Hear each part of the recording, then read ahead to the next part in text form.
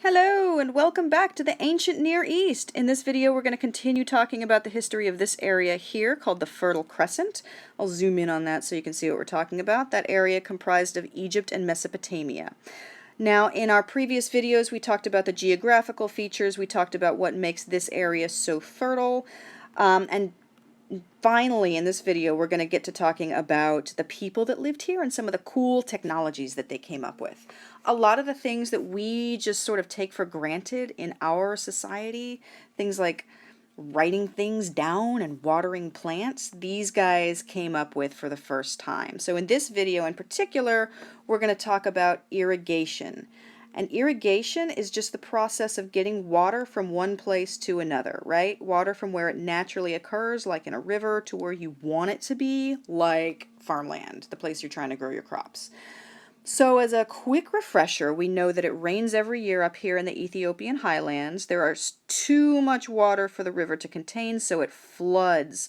It goes rushing down into the Mediterranean, and on its way it overflows the river and water goes spilling out onto the farmland on either side of this river. So the farmland basically gets watered and fertilized at the same time every year, which is lovely. But let's say that you want to build a farm out here. Let's say all the good farmland here where the river sort of naturally is going to flood, let's say that that's all taken up and your civilization is expanding and you want to have some more farmland out here to feed more people. How are we going to get the water from here, where it floods, way out to here where we want to farm? Well, the Egyptians came up with a technique called basin irrigation, and basically it's creating a series of basins or bowls in the earth that are going to catch the water. So, let's say this is all your farmland. Some of it gets watered pretty consistently every year. So we'll say that this line right here represents the floodplain. So this is the area inside this blue line that gets saturated with water every year when it floods. But this area outside the blue line, the water doesn't get there. We need to somehow get the water from here out to here every year. Well, what we're going to do is we're going to build some walls out of dirt, right? So these walls are going to be called dikes. I'm going to build these walls like this, and then we're going to do a crisscross pattern so that we're creating a series of basins. So you've got these little bowls of earth where you're planting your crops, so that every year when it floods, the water gets trapped here in these basins. This does two things. One, if you want to let that water hang out a little bit longer and soak deeper into your soil, you can. So you can get more water into your soil before the floodwaters recede and go back into the river. That's going to mean more water is there for your plants to get to. It can extend your growing season. There's more water, so your plants have a longer time to soak it up. But the other really cool thing is that once you're done with the water in those first basins, you can bust holes in these dikes. And then the water can spill over into this next row of farmland, and it can get watered. And then when it's done, you can bust holes in these dikes, and the water can spill over even farther, etc., etc. So in that way, you're going to trap the water here, and then you're going to let it spill over into these areas of farmland that the flood would not have gotten to on its own. So that's basin irrigation. Now let's take a look at Mesopotamia. They came up with some other techniques that we want to talk about. Specifically, they started using canals. So, every year, every spring, the snows melt up here in the mountains. There's more water than these rivers can handle, and the Tigris and Euphrates flood, just like the Nile, except way less predictably. So let's say that you've got two things going on. One, I want to build a farm out here. My civilization's getting huge, all the other good farmland is taken, so I need to build out here, but there's no water that gets out there, and of course it doesn't rain out here. Two, you got this area, let's just say it's right here.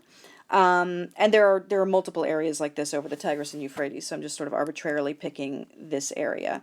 But let's say that right here, the earth is very low, it's close to sea level, and so the water kind of pools in this area and then doesn't flow out. It's just so you get too much water collecting here, and it becomes kind of boggy and swampy. You get a marshland, which is not super great for farming, for growing crops.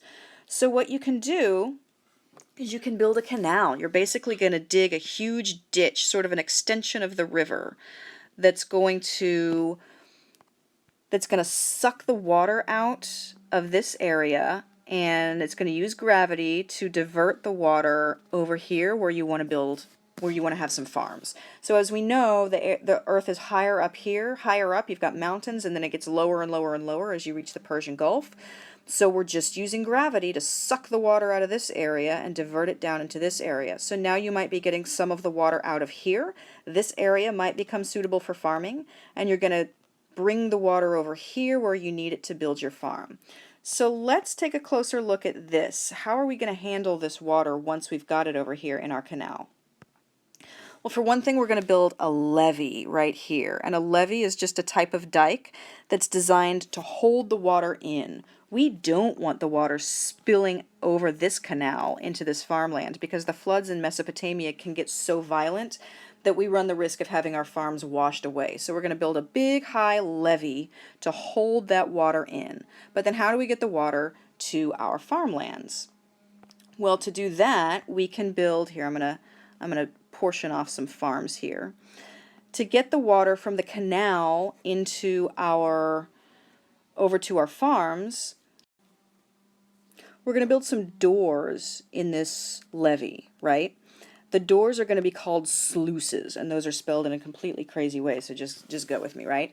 But the sluices are going to lead to irrigation ditches. So we dig some ditches on the side of each of these farms, and then we can open and close those doors, those sluices, to let the water in from the canal into those irrigation ditches. And what's important for Mesopotamia is that they build these sluices, these doors, such that they can open and close them whenever they want. So in that way they can regulate how much water goes into each one of these irrigation ditches, so that this guy up here doesn't just suck up all the water and not leave any for the farmers down here. In Mesopotamia, each farmer had water rights. They were allowed to have a certain amount of water for their farm and no more.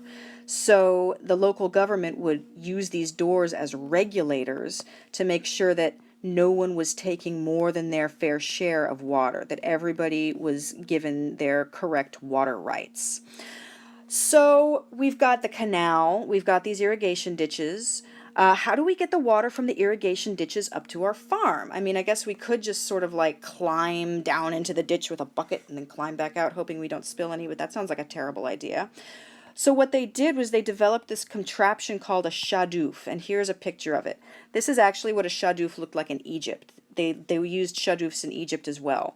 You've got this general idea, this contraption is called a swape, where you've got a long, tall thing with an arm balanced on it, and then you've got a counterweight on this end. So you're using this arm as a lever. So what happens is you've got this bucket on a string, you lower the bucket down into your irrigation ditch, scoop up a bunch of water, and then you start adding rocks or counterweights to the other end.